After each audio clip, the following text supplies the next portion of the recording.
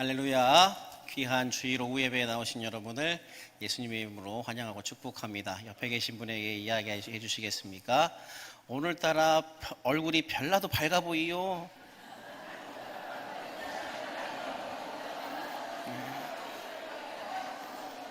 어째 그렇게 휘요? 나도 좀 알려주시오. 네. 네, 감사합니다. 여러분의 얼굴이 하얀 것이 뭐 이렇게 분을 발라서 그런 것이 아니라 여러분의 마음 가운데 성령님이 계시기 때문에 화난 줄 믿습니다.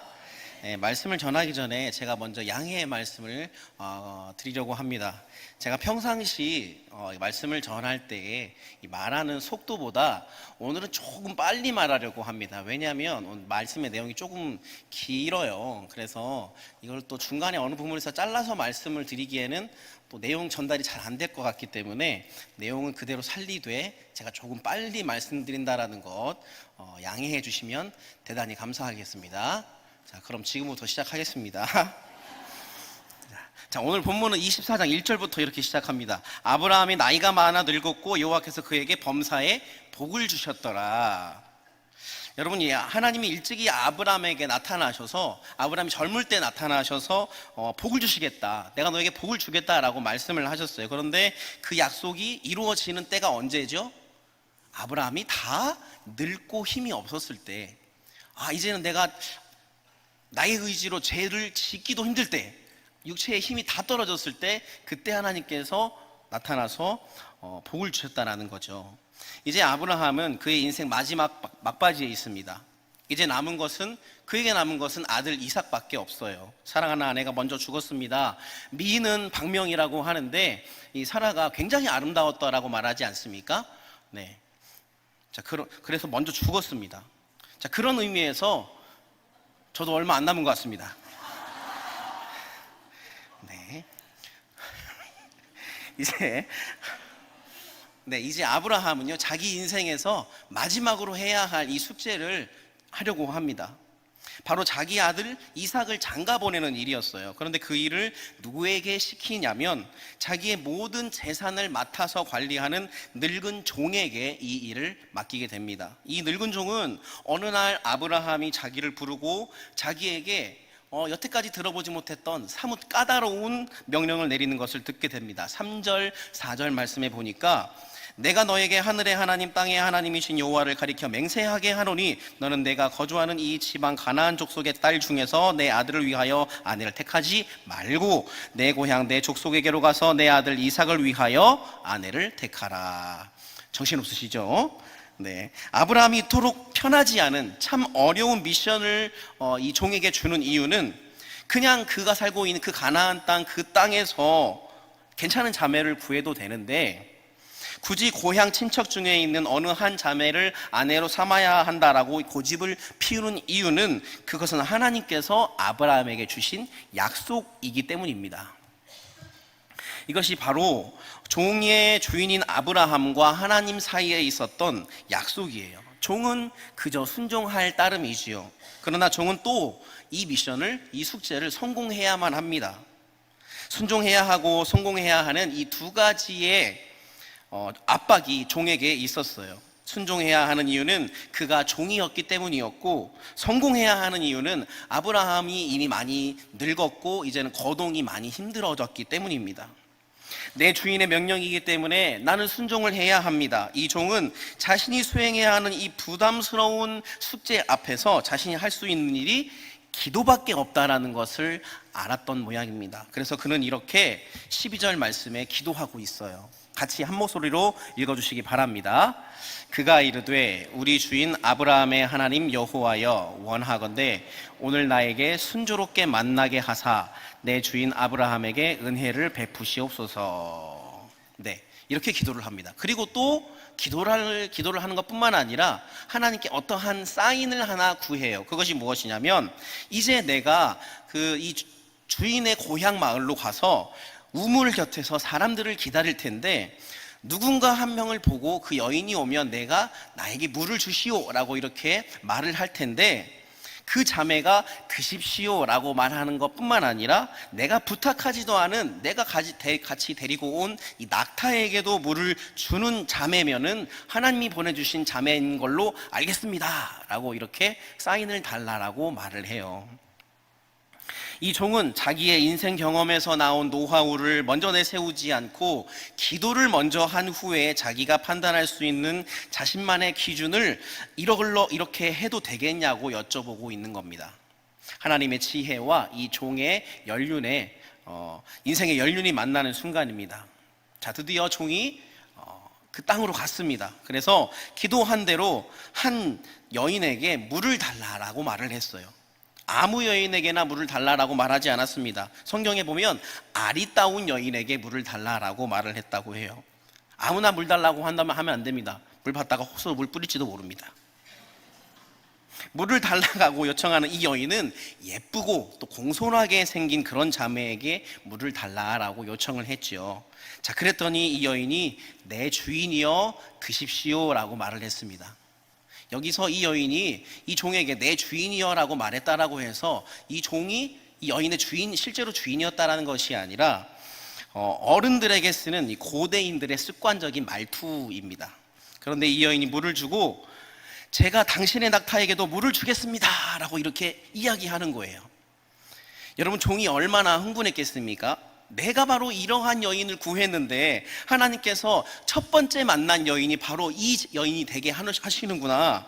아주 흥분했을 것 같아요. 자, 그런데 종은요, 이 기도 응답이 이루어졌음에도 불구하고 성급하지 않았어요. 이 자매가 어떤 자매인지 끝까지 더 지켜보게 됩니다. 낙타에게 물 먹이는 거 보자마자 흥분해가지고 막 뒷덜미 잡아가지고 아브라함에게 데리고 왔습니다 이렇게 하지 않았다라는 거예요. 데리고 갔는데 우리 친척 자매가 아니네 이렇게 되면 굉장히 난감해지지 않겠습니까? 그래서 이렇게 말합니다. 내가 누구의 딸이며 어느 집의 자식이냐라고 물어봐요. 그러니까 24절에 그 여인 리브가가 이렇게 이야기합니다. 그 여자가 그에게 이르되 나는 밀가가 나홀에게서 낳은 아들 부두엘의 딸입니다. 이 말은 저는 부두엘의 딸입니다. 저의 할머니는 밀가이고 저의 할아버지는 나홀입니다.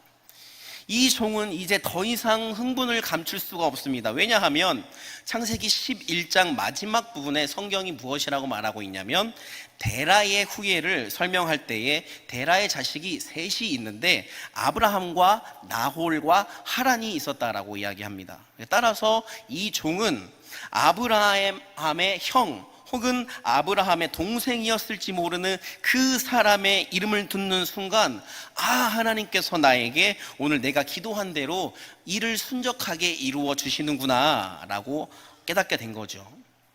그리고 이 종은 그 즉시 땅바닥에 엎드렸고 이렇게 말합니다. 26절, 27절 말씀입니다. 제가 읽겠습니다.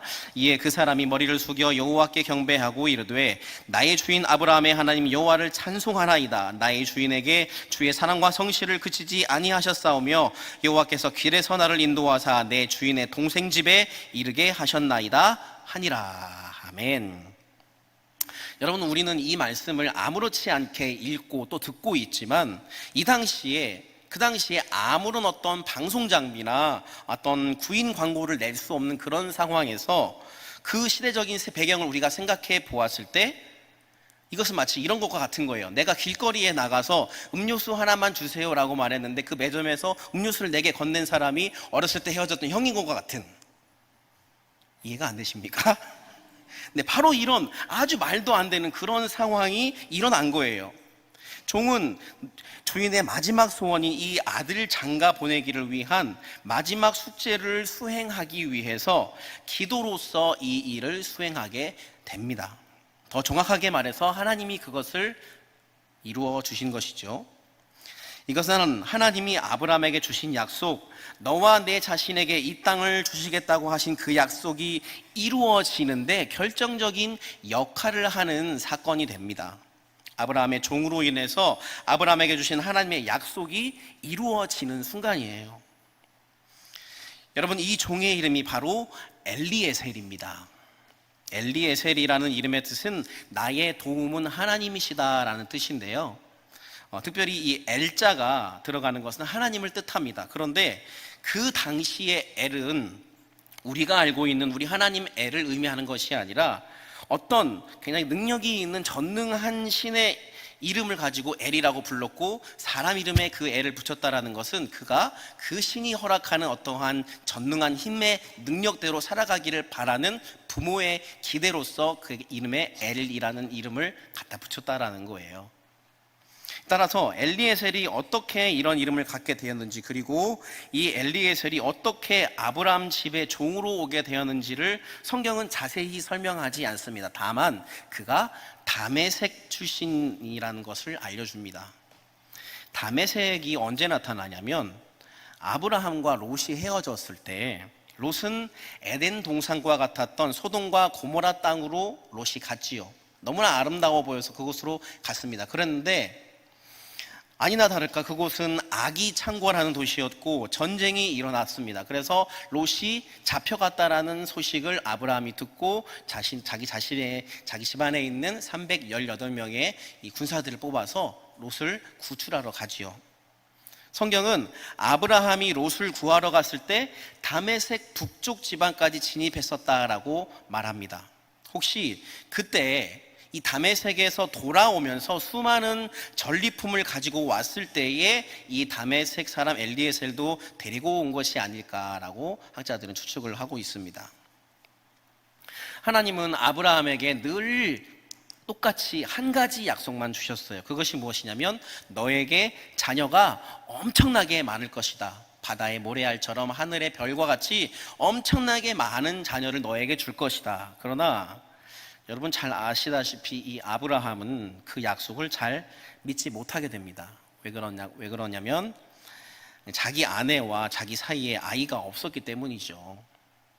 내 주인 아브라함과 그 아내 사레에게 아이가 없다라는 것은 이 둘만 아는 사실이 아니라 바로 이 종인 엘리에셀도 공공연하게 알고 있는 사실입니다. 자, 그 당시에는 자기가 모시고 있는 주인의 집에 자녀가 없을 때에는 종이 그 집의 양자가 되는 그런 풍습이 있었다고 해요. 또한 양자가 되면 어떤 권한까지 가지게 되냐면 그 주인의 모든 재산을 상속하게 되는 그런 고대의 풍습이 있었습니다. 하나님께서 아브라함을 불러다가 아브라함아 나는 너의 지극히 큰 상급이다 이렇게 말씀하시니까 아브라함이 자녀를 주겠다라는 약속은 지켜주시지도 않으면서 그런 말씀을 하시니까 조금은 뿔이 났던 모양입니다. 창세기 15장 2절 3절에 아브라함이 이르되 주 여호와여 무엇을 내게 주시려 하나이까 나는 자식이 없사오니 나의 상속자는 이 다메섹 사람 엘리에셀이니이다. 아브라함이 또 이르되 주께서 내게 씨를 주지 아니하셨으니 내 집에서 길린 자가 내 상속자가 될 것이니이다 라고 말을 했어요. 자, 이 이야기는 아브라함과 사라만 아는 것이 아니라 이 다메섹 사람 엘리에셀도 알고 있는 내용입니다. 그리고 그 엘리에셀 주변에 있는 사람들 중에 종종 종이었다가 양자가 된 그런 케이스의 이야기를 혹시 들었을 거예요. 야, 이번에 제 인생 표 때문에 이렇게 얘기를 들었을 겁니다. 주인에게 자식이 없다. 주인 부부에게는 굉장히 심각한 일이지만 종에게는 엄청난 기회가 되는 거죠. 동네 사람 모두가 아주 당연하게 아브라함과 이야기할 때는 이제 그만 엘리에셀 아들 삼식을 해. 성실하잖아. 착하잖아. 애도 괜찮잖아. 라고 이야기하는 것을 그도 들었을 겁니다. 기대하고 있었을지 몰라요. 혹시 언젠가 내 주인인 아브라함이 야, 너 나 좀 보자. 도저히 안 될 것 같은데 내일부터 너 우리 집에 종이 아니라 내 아들 해라. 이렇게 말할 것 같은 그런 이야기를 할 것 같은 이 엘리에셀이 그런 날을 바로 기다리고 있었고 그런 기대감이 계속해서 차오르고 있었던 어느 날 그 늙은 사라가 갑자기 헛구역질을 하기 시작합니다. 그리고 사라가 아브라함과 이야기해요. 여보, 오늘 음식이 너무 맛이 있는데 왜 이렇게 토할 것 같이 힘들죠? 혹시 하는 마음에 혹시 이렇게 보고 있는데 모두가 다 놀래 자빠질 만한 일이 발생했습니다. 드디어 그 늙은 사례가 임신을 한 겁니다. 사라와 아브라함에게는 엄청난 기쁨이 찾아왔지만 엘리에셀에게는 절망의 순간이 되는 겁니다. 내가 이 집의 양자 되기는 다 틀렸구나. 엘리에셀의 그런 기대감이 산산조각 나는 거죠. 만약에 유산되지 않는 한 내가 이 집의 아들이 될 수 있는 기회는 영영 사라져버리는 거예요.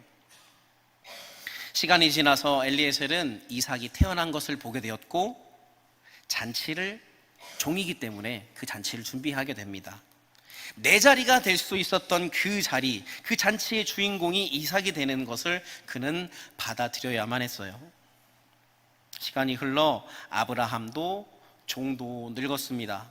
종은 여전히 그의 신분은 종이었지만 바뀐 것이 있다면 아브라함의 주인이신 하나님을 아는 자가 되어 있었어요. 그래서 하나님께 기도하는 자가 되어 있었습니다. 그는 이삭의 신부를 구하러 갈 때 기도했고 그 기도가 응답되는 순간을 맞이합니다. 그리고 그 즉시 엎드려 하나님께 경배했습니다. 엘리에셀이 이 리브가를 데리고 올 때에 리브가는 낙타를 타고 있었고 멀리서 보니까 그날따라 들에서 하나님의 말씀을 묵상하고 있는 한 형제가 있어요. 리브가가 멀리서 보니까 저쪽 들판 너머에서 저렇게 폼나게 멋지게 걸어다니는 저 형제는 누구죠? 이렇게 물어봅니다. 엘리에셀이 이렇게 대답합니다. 65절 말씀인데요, 축약하면 이렇게 됩니다. 그 종이 말했습니다. 제 주인입니다. 여러분, 엘리에셀은 저 사람만 아니었다면, 지금 저 들판을 걸고 있는 저 이삭, 저 사람만 아니었다면 내가 바로 이 집의 아들이 될 수 있어선 바로 그 사람, 그리고 내가 종이기 때문에 받아들일 수밖에 없는 바로 그 사람, 그 이삭을 리브가에게 바로 내 주인입니다 라고 소개하고 있어요. 창세기 24장은 이렇게 끝납니다. 엘리에셀이 데리고 온 리브가로 인하여 이삭은 어머니가 돌아가신 뒤에 큰 위로를 얻게 되었다라고 말합니다.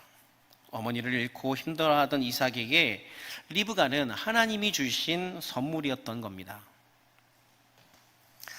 사랑하는 여러분, 빌립보서 2장 6절과 7절에는 우리가 잘 아는 말씀이 이렇게 기록되어 있습니다. 그는 근본 하나님의 본체시나 하나님과 동등됨을 취할 것으로 여기지 아니하시고 오히려 자기를 비워 종의 형체를 가지사 사람들과 같이 되셨고. 우리가 이 말씀을 모르지 않지요. 노래로도 있고 설교로도 무수히 많이 들어졌던 본문입니다. 암송 구절로도 열심히 외웠던 말씀입니다. 그러나 종이 무엇인지 정확하게 인지하지 못했기에 우리는 그저 지나쳤던 이 구절에서 바울은 이 구절에서 예수 그리스도가 종이다라고 이야기합니다. 원래 하나님과 같은 분이셨던, 하나님이셨던 그분이 사람과 똑같이 되셨을 뿐만 아니라 오히려 자기가 사람보다 낮게 종이 되어서 사람보다 더 낮은 자리로 내려가신 분이다라고 이야기하고 있어요. 여러분, 그 당시 종은 어떤 사람이냐면 누가복음 12장 47절 말씀에 보면 주인의 뜻을 알고도 준비하지 않거나 그 뜻대로 하지 않는 종은 매를 많이 맞는 그런 사람이 바로 종입니다. 또 가라 하면 가고 오라 하면 와야 하는 그런 존재가 바로 종이에요. 그런 종으로 바로 예수님께서 이 땅에 오셨다라는 겁니다. 누구를 섬기기 위한 종으로 오셨습니까? 바로 저와 여러분을 섬기기 위한 종으로 오셨다라는 거예요. 사랑하는 여러분, 오늘 말씀을 보면서 아브라함의 인생만 성공한 삶이고 엘리에셀의 삶은 성공하지 못한 삶인가요? 그렇지 않다라는 거예요. 자신의 역할을 충실히 함으로 말미암아 하나님의 역사를 이루어간 인물이 바로 이 엘리에셀이었다라는 겁니다. 비록 그의 삶은 종이의 신분이었지만 그의 삶을 최선을 다해 살아냄으로 말미암아 하나님의 역사를 이루는 자가 되었다는 사실이에요. 우리는 나 자신을 내가 생각할 때 세상의 중심에 있지 않은 변두리적 삶을 살아가는 것 같이 여겨질 수 있어요. 그러나 하나님은 그런 나를 통해서 맞추어 가실 퍼즐이 있다라는 겁니다. 나만이 해야 하는 하나님 나라의 일꾼으로서 나만 할 수 있는 그 역할이 분명히 있다라는 거예요. 사랑하는 여러분, 하나님의 자녀로서 매일매일을 충실히 살아가시기 바랍니다. 또한 성실히 살아가시기 바랍니다.